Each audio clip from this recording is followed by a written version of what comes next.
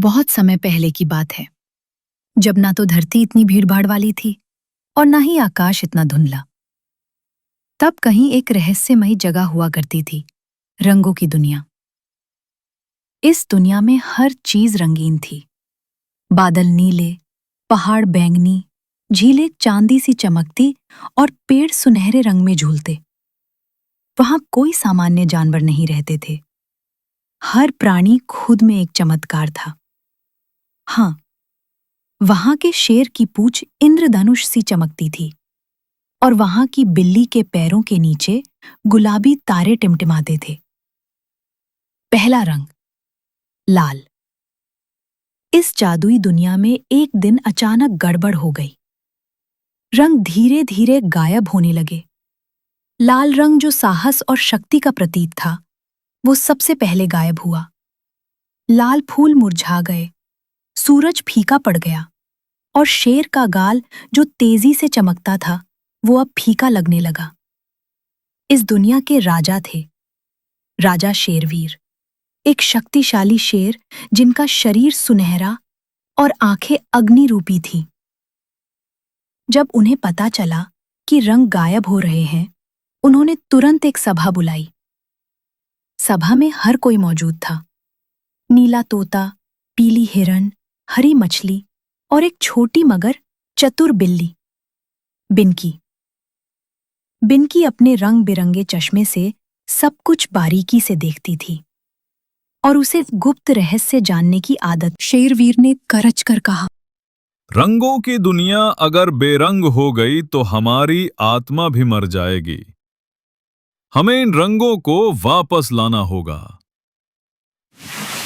बिनकी धीरे से आगे आई और बोली, महाराज, शायद ये काम किसी ने जानबूझकर किया है। मुझे कुछ संदेह है। क्या मैं जांच शुरू कर? शेरवीर ने उसे अनुमति दी और बिनकी अपनी छोटी सी थैली और चश्मा लेकर निकल पड़ी। बिनकी सबसे पहले गई नीले पर्वतों की ओर। वो जानती थी कि नीला रंग शांति और विश्वास का प्रतीक है, पर वहां पहुंचकर देखा, सारे पर्वत अब भूरा पड़ गए थे। वो एक बूढ़े नीले तोते से मिली जो रो रहा था। किसी ने रात में आकर पहाड़ों के रंग चुरा लिए, उसने कहा, और एक अजीब सी हवा छोड़ी जो हर चीज को बेरंग कर देती है। बिनकी को शक हुआ, ये कोई साधारण ताकत नहीं थी, ये किसी जादूगर का काम था। उसने अपनी डायरी में लिखा, रंगों को चुराने वाला कोई प्राचीन काला जादू जानता है। शायद रंगों से उसे कोई दुश्मनी है।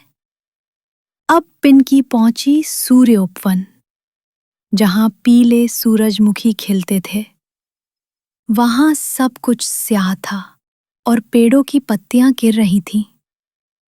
वहां उसने एक टूटे हुए पत्र पर कुछ लिखा देखा, रंगों की जड़ें आत्मा में है, ना कि वस्त्रों में।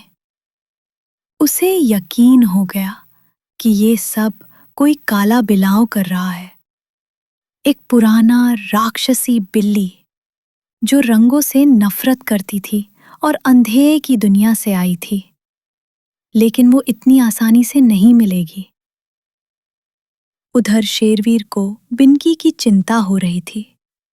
उन्होंने अपने सैनिकों को भेजा, लेकिन कोई भी बिनकी तक नहीं पहुंच पाया। वो जंगलों के पार, बादलों के नीचे, रंगों की खोई हुई आत्मा को ढूंढ रही थी। आखिरकार एक दिन शेरवीर खुद अपनी गुफा से बाहर निकले। उन्होंने अपनी आवाज में जादू भरा और कहा, हे रंगों की आत्मा, मुझे मार्ग दिखा। तभी बादलों में से एक चमकीली तितली आई। वो असल में रंगों की आत्मा थी। तितली ने कहा, तुम्हारा दिल अब भी दया और हिम्मत से भरा है। तुम ही रंगों को बचा सकते हो, लेकिन अकेले नहीं, तुम्हें बिनकी की जरूरत होगी। इधर बिनकी अंधेरी की दुनिया में पहुंच चुकी थी, जहां सब कुछ धुंधला, उदास और बेजान था। वहां वो मिली उस काले बिलाव से, जिसका नाम था नीलिमा। तुम सब रंगों से प्यार करते हो, लेकिन क्या तुमने कभी सोचा, अंधेरे का क्या? क्या वो भी सुंदर नहीं है?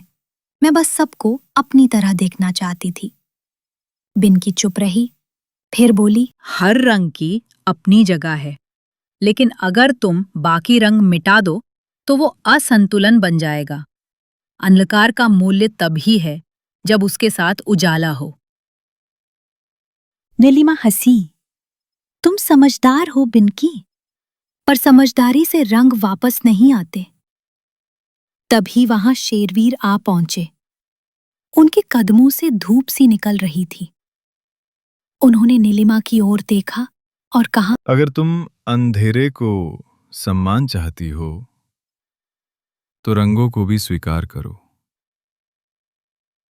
मैं तुम्हें रंगों की रानी बना सकता हूं अगर तुम रंगों को वापस लौटा दो। नीलिमा चौंकी।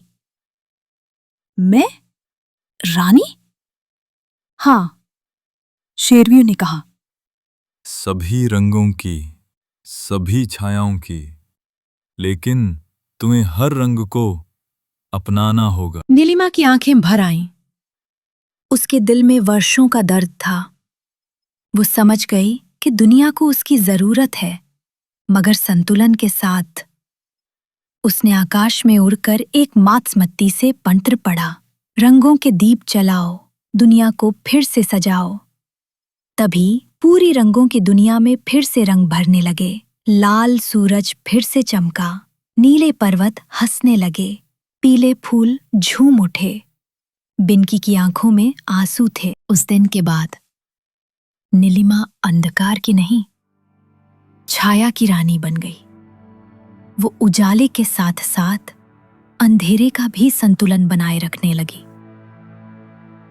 बिनकी को सम्मान मिला, जादुई जासूस का, और शेरवीर ने अपने राज्य को इंद्रधनुष साम्राज्य नाम दिया। अब जब भी वहां बारिश होती, आसमान में एक बड़ी सी इंद्रधनुषी लकीर बनती और बच्चे कहते, देखो वो बिनकी की मुस्कान है। वीडियो अच्छी लगी तो लाइक और सब्सक्राइब करना ना भूलें।